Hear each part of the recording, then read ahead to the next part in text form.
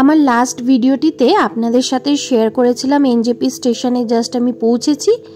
এর পরবর্তীতে এনজেপি থেকে গ্যাংটকের আমরা এসেছি গ্যাংটক। সো এনজেপি থেকে গ্যাংটকের রোড কন্ডিশন, ভাড়া সমস্ত কিছু আপনাদের সাথে এই ভিডিওটিতে আমি শেয়ার করতে চলেছি। সমস্ত কথাবার্তা হয়ে যাওয়ার পরে সকাল 8:52 আমরা গাড়িতে উঠেছিলাম এবং গ্যাংটক পৌঁছাতে পৌঁছাতে আমাদের বেজে গিয়েছিল বেলা 3টে। এটা বাইপাস রোড, আগে গিয়ে এটা শালুগাড়াতে লাগবে, ওইখান থেকে সেবক রোড চালু হবে। ওই যে দেখো কাঞ্চনজঙ্ঘা, এটা সামনে।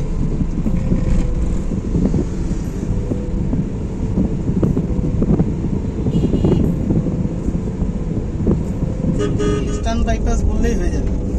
Eastern bypass. আচ্ছা,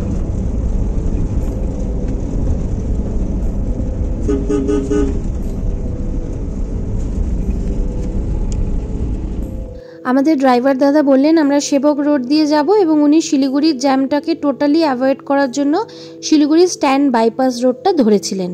এটা কি আমরা সেবক রোড দিয়ে যাচ্ছি? এটা একদম সেবক রেলগেট ক্রস করে মন্দির আসবে যে বাগপুল। আচ্ছা, ওইখান থেকে সেবক রোড শেষ হয়ে যাবে। আচ্ছা, ওইখান থেকে হচ্ছে ডান দিকে চলে যাবে 31 নম্বর জাতীয় সড়ক। আচ্ছা, আর বাঁ দিকে NH 10। এখন আমরা সেবক রোড দিয়ে চলেছি এবং পুরো এরিয়াটাই আর্মি ক্যাম্প রয়েছে প্রচুর, এছাড়া জঙ্গল রয়েছে, এখানে হাতিও ক্রস করে, যেটা রাস্তায় লেখা ছিল আর কি। তো সেই সমস্ত কিছু দেখতে দেখতে সঙ্গে কাঞ্চনজঙ্ঘার ভিউ আমি আগের ভিডিওটাতে পুরোটা শেয়ার করেছি আপনাদের সাথে। আমরা জাস্ট কিষানগঞ্জ ক্রস করেছিলাম, তারপর থেকে ট্রেন থেকেই এত ভালো কাঞ্চনজঙ্ঘার ভিউ আমরা পেয়েছিলাম 25 তারিখে, 26 তারিখ সকালে। আমরা 25 তারিখ রাতে ট্রেন ধরেছিলাম, 26 তারিখে সকালে। ইভেন গাড়িতে ওঠার পরেও আমাদের ড্রাইভার দাদা বলছিলেন যে আজকের মতো এত ভালো কাঞ্চনজঙ্ঘার ভিউ কেউ দেখেনি। সকালের দিকে নাকি এনজেপি থেকে বা শিলিগুড়ি থেকে দারুণ দেখা গিয়েছিল কাঞ্চনজঙ্ঘার ভিউটা। তো সেই ব্যাপারেই কথা বলতে বলতে আমরা মোটামুটি পাহাড়ের দিকে উঠে গেলাম। এবারে আপনাদের সাথে শেয়ার করব কোথায় কোথায় ধস নেমেছিল, কোথায় কোথায় আমরা জ্যাম পেয়েছি, ইত্যাদি ইত্যাদি।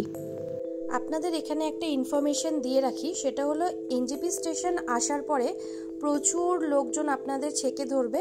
তো সেখানে কেউ কেউ অনেক কম টাকার আপনাদের অফার করবে যে দার্জিলিং, গ্যাংটক বা যে কোনো অফবিট জায়গাগুলোতে আপনাদের পৌঁছে দেবে, কিন্তু অনেক কম টাকায়। সেক্ষেত্রে আপনারা একটু দেখে নেবেন, কারণ ওর মধ্যে লোকাল ট্যুর প্যাকেজ ইনক্লুড থাকে, মানে লোকাল সাইট সিনটা ইনক্লুড থাকে। কথা বলতে বলতে আমরা চলে এলাম সেবক কালীবাড়ি টেম্পলের সামনে। এখানে স্বল্প একটু জ্যাম থাকে, যেহেতু মন্দির এলাকা, সে কারণে জ্যাম ছিল, আদারওয়াইজ কোনো ধস বা অন্য কোনো কারণের জন্য নয়। তবে জ্যাম খুব তাড়াতাড়ি ছেড়ে দিয়েছে। এই দেখুন, যতটা পারলাম আপনাদের সাথে কালীবাড়ি টেম্পলটা শেয়ার করলাম। এছাড়া আপনারা যারা নর্থ বেঙ্গল ট্যুর করেন তাদের জন্য তো জায়গাটা চেনা জানাই। সেবক কালীবাড়ি টেম্পলটা ছেড়ে কিছুটা দূরে ক্রস করার পরে যে ক্রসিংটা আসবে, সেখান থেকে রাইট হ্যান্ড সাইডে দেখুন একটা ব্রিজ আপনারা দেখতে পারবেন, দ্যাট ইজ NH 31, যেটা ড্রাইভার দাদাও আপনাদের বললেন এখান থেকে ডুয়ার্স, ভুটান এইসব জায়গাগুলো যাওয়া যায়। আমরা চললাম সোজা, দ্যাট ইজ NH 10। লোকালি এখানে লেখা থাকে 10 মাইল, 12 মাইল এইভাবে লেখা থাকে। তো এই রাস্তাটাই শর্টেস্ট রুট ফর গ্যাংটক বলুন, দার্জিলিং বলুন, কারণ কিছুটা রাস্তা সেম, আপনাদের একই রাস্তা ধরে যেতে হবে। সেটা আপনারা গ্যাংটকেই যান, সিকিমেই যান, কিংবা দার্জিলিংয়ে যান, কিংবা যে কোনো অফবিট জায়গায় যান না কেন, কিছুটা জায়গা আপনাদের সেমভাবে যেতে হবে। আর এখানে দেখুন বেশ ভালো রকম ধস নেমেছিল, এখানে কাজও চলছে। এই জায়গাটায় স্বল্প বিস্তার জ্যাম ছিল, তবে খুব বেশিক্ষণ দাঁড়াতে আমাদের হয়নি, যেহেতু কাজ চলছিল। তাই অপোজিট দিক থেকে যে গাড়িগুলো আসছিল তখন এদিকের গাড়িগুলোকে দাঁড়িয়ে যেতে হয়েছিল, যেহেতু ন্যারো স্পেস, পাশেই তিস্তা নদী, ভিডিওতে আপনারা দেখতেই পাচ্ছেন। এইরকমভাবেই যেতে যেতে বেশ কয়েকটা জায়গায় ধস নেমেছিল। কিছুটা জায়গায় তো বলে রাস্তাটা পুরো গায়েবই হয়ে গিয়েছিল, সেখান থেকে ওরা রাস্তাটা তৈরি করেছে। আবার কিছুটা জায়গায় ধস নেমেছিল, মানে রাস্তাটা বসে গিয়েছে। তো সেই জায়গাগুলো একটু ডেঞ্জারাস ছিল, সেই জায়গাগুলো একটু জ্যামও ছিল। সেগুলো যদি বাদ দেন, আদারওয়াইজ রোড কন্ডিশন মোটামুটি ঠিকঠাকই রয়েছে। তো আমাদের লোকাল ড্রাইভার দাদার কথা অনুযায়ী যে রাস্তাটা দিয়ে আমরা চলেছি সেটাই হচ্ছে শর্টেস্ট রুট, যেটা বলছিলাম আর কি। তো এখান থেকে গেলে মোটামুটি অনেকটা রাস্তা সেভ হয়ে যায়। আর অন্য যে রাস্তা, যখন এই রাস্তাটা বন্ধ থাকে তখন ওই লাভা লোলেগাঁওয়ের রাস্তা দিয়ে যাওয়া আসা করতে হয়, বাট ওটা অনেকটা সময় সাপেক্ষ ব্যাপার।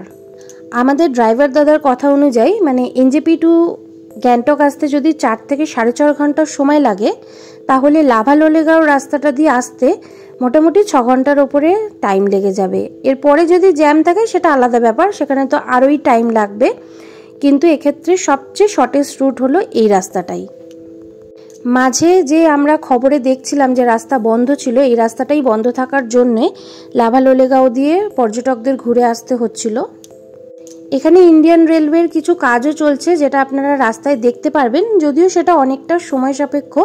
সেই রেল স্টেশন মানে রেলওয়ে ট্র্যাকটা যদি চালু হয়ে যায় অনেকটা উঁচু থেকে যাবে আর ট্যানেলের মধ্যে দিয়ে যাবে, যেটা আমরা খবর পেলাম বা জানলাম।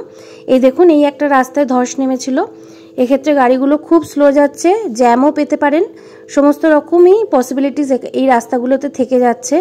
এরপরে যদি খুব বৃষ্টি হয়, যারা আপনারা পুজোর পরে প্ল্যান করছেন বা পুজোর মধ্যে প্ল্যান করছেন, সেক্ষেত্রে যদি একটানা 2-3 দিন বৃষ্টি হয়, সেক্ষেত্রে এই রাস্তাগুলো কিন্তু আবারও খারাপ অবস্থায় চলে যেতে পারে কিংবা বন্ধ হয়ে যেতে পারে, তখন ওই অল্টারনেট রাস্তাটা দিয়েই আসতে হবে।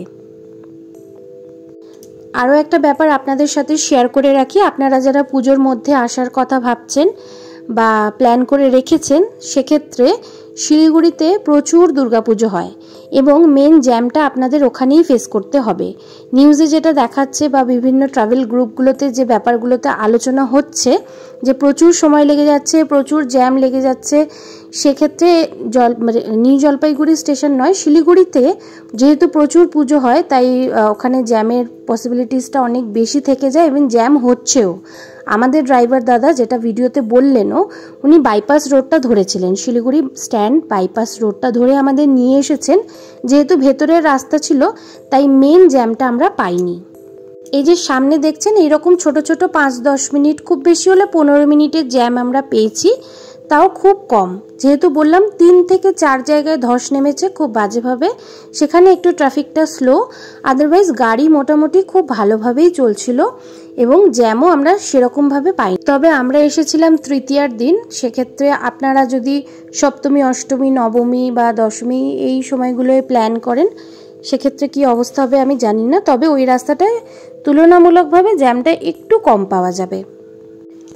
সকাল 9টায় জার্নি শুরু করে আমরা বেলা 3টের সময় পৌঁছেছিলাম এবং আমাদের মাঝে তো লাঞ্চ ব্রেক নেওয়া হয়েছিল এবং এইভাবেই রাস্তাগুলোকে কন্ডিশন যেগুলো দেখতে পাচ্ছেন আপনারা এখন ভিডিওতে যেটা দেখতে পাচ্ছেন, এখানেও ধস নেমেছিল।